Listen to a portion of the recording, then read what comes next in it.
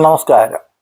എല്ലാ ഗുരുജനങ്ങൾക്കും ബന്ധുമിത്രാദികൾക്കും 1000 ഓണാശംസകൾ നേരുന്നു.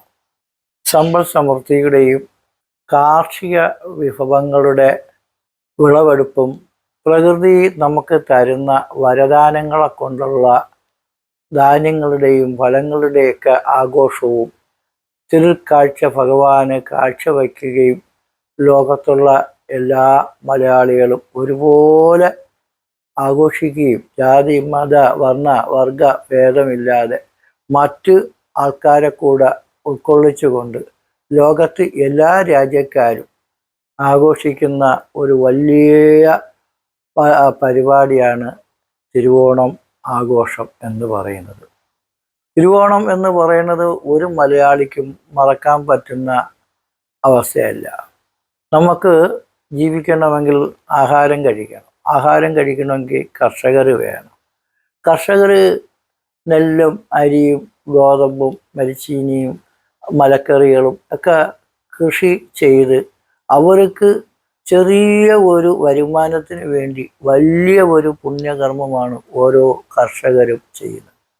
അങ്ങനെ മലയാളികളുടെ ആഘോഷങ്ങൾ വെറും പൈസയിൽ മാത്രം ഒതുങ്ങാതെ ലോകത്ത് എല്ലാ രാജ്യത്തും ജീവിക്കുന്നവരും അച്ഛനും അമ്മയും സഹോദരങ്ങളും ബന്ധുക്കളെയൊക്കെ കാണാനും പരസ്പരം സ്നേഹങ്ങൾ പങ്കിടാനും അവരുടെ വളരെ കലഹങ്ങളും വിരോധങ്ങളും ശത്രുതകളും ഉണ്ടെങ്കിൽ പോലും അതെല്ലാം ഉപേക്ഷിച്ച് ഒന്നിച്ച് സ്നേഹിച്ച് ജീവിക്കാനും പുതിയ തലമുറയ്ക്ക് സ്നേഹത്തിൻ്റെയും ബന്ധത്തിൻ്റെയും അർത്ഥവത്തായ കാര്യങ്ങൾ മനസ്സിലാക്കി കൊടുക്കുകയും ചെയ്യുന്ന ഏറ്റവും പുണ്യമായ ഒരു കർമ്മമാണ് ഈ തിരുവോണം എന്ന് പറയുന്നത്.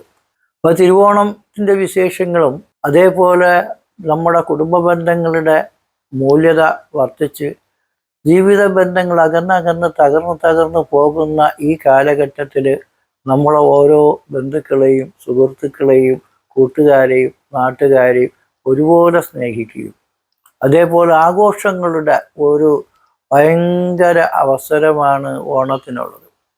അങ്ങനെ ഒരുപാട് ഓണക്കളികൾ, ഊഞ്ഞാലാട്ടം, അതേപോലുള്ള സദ്യവട്ടങ്ങൾ എല്ലാം കൊണ്ടും നമുക്ക് വളരെ സന്തോഷം ജനിപ്പിക്കുന്ന ഒരു ഉത്സവ ആഘോഷവും കൂടിയാണ് തിരുവോണം.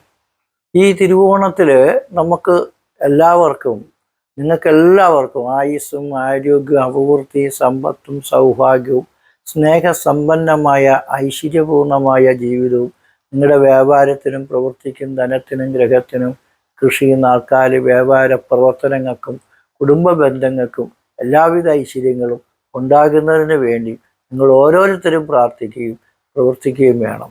എൻ്റെയും എൻ്റെ കുടുംബാംഗങ്ങളുടെയും കാലഭൈരവ ക്ഷേത്രത്തിലെ പൂജാരി തന്ത്രി മുതലായിരിക്കുന്ന എല്ലാവരുടെയും ഓണ ആശംസകൾ നേരുന്നു. എല്ലാവർക്കും നല്ലത് വരട്ടെ എന്ന് പ്രാർത്ഥിക്കുന്നു.